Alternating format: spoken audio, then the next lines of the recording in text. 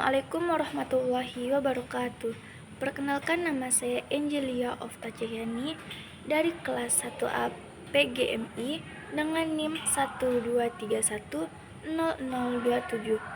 Di sini saya akan sedikit mengulang penjelasan tentang materi epistemologi usul fikih. Secara etimologi, usul fikih terdiri dari dua kata. Usul adalah jamak yang berarti sesuatu yang menjadi pijakan segala sesuatu. Sementara al-fikih secara etimologi yaitu mengerti atau memahami. Secara terminologi, yang dimaksud adalah pemahaman tentang agama Islam. Usul fikih ini membahas tentang asalnya fikih. Sumber hukum fikih itu mengikuti waktu dan tempatnya. Menurut Abdul Hamid Hakim, suatu yang dikatakan sebagai perintah menandakan sebuah kewajiban, dan suatu yang dikatakan larangan menandakan keharaman. Suatu yang dikatakan perbuatan Nabi, ijma, dan qiyas adalah sebuah hujjah. Perbedaan usul fikih dan fikih berdasarkan segi objeknya, yaitu dalil yang dijadikan dasar hukum. Objek kajian fikih adalah perbuatan orang mukallaf yang ditinjau dari segi hukumnya.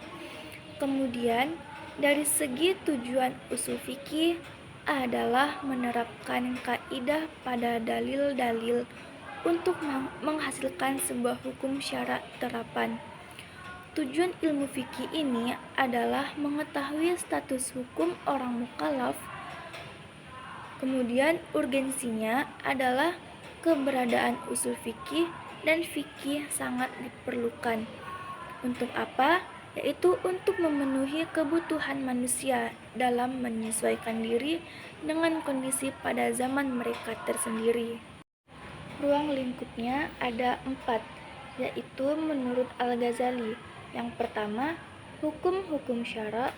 Yang kedua, dalil-dalil hukum syara. Yang ketiga, sisi penunjukan dalil-dalil. Keempat, musasmir. Objek kajian usul fikih ada 4 menurut Effendi. Yang pertama, hukum syara dan yang berhubungan dengannya. Yang kedua, sumber-sumber dan dalil-dalil hukum. Yang ketiga, cara menggali dan menarik hukum dari sumber-sumber dan dalil-dalil. Yang keempat, tentang ijtihad.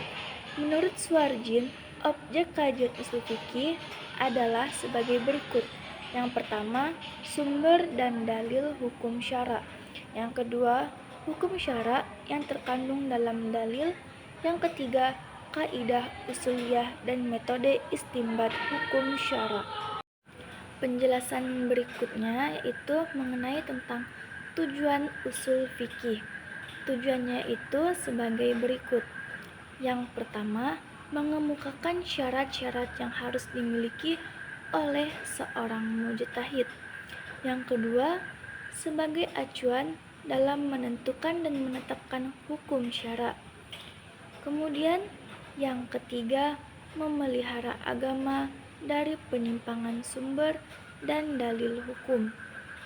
Selanjutnya, yaitu yang keempat, mengetahui keunggulan dan kelemahan para mujtahid. Yang kelima, mengetahui kekuatan dan kelemahan suatu pendapat.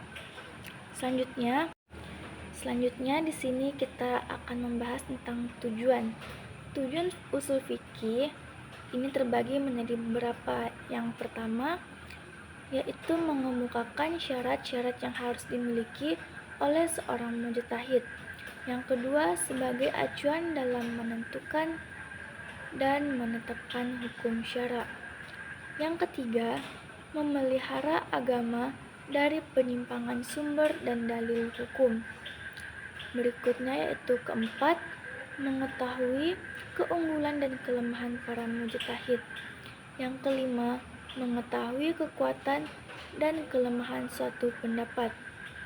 Hubungan usul fikih ini sangatlah erat dan kuat.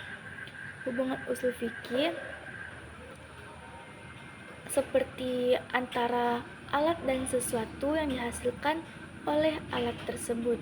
Usul fikih merupakan kaidah yang menghasilkan fikih, dan fikih ini tersendiri adalah produk yang dihasilkan oleh kaidah-kaidah tersebut. Baik, pembahasan yang terakhir yaitu mengenai tentang manfaat. Manfaat dari mempelajari epistemologi usul fikih ini terbagi menjadi beberapa. Yang pertama yaitu sebagai benteng pelindung terhadap syariat Islam. Yang kedua, memudahkan dalam mengambil kesimpulan hukum. Selanjutnya, yang ketiga yaitu tentang menghindarkan seseorang menetapkan hukum menurut hawa nafsunya. Yang keempat, memberikan standar dan syarat yang harus dimiliki seorang mujtahid. Kemudian, yang kelima, menentukan hukum melalui berbagai metode yang dikembangkan oleh para mujtahid. Yang keenam, memelihara syariat Islam dari penyalahgunaan dalil. Yang ketujuh, menyusun kaidah-kaidah umum yang dapat diterapkan. Yang kedelapan, mengetahui kekuatan dan kelemahan suatu pendapat dalil. Kemudian yang kesembilan yaitu benteng dari perpecahan dan perbedaan.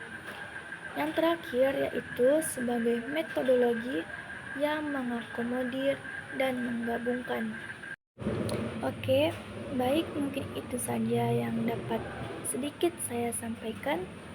Apabila ada kurangnya, saya mohon maaf. Wabillahi taufik wal hidayah. Assalamualaikum warahmatullahi wabarakatuh. Sekian, terima kasih.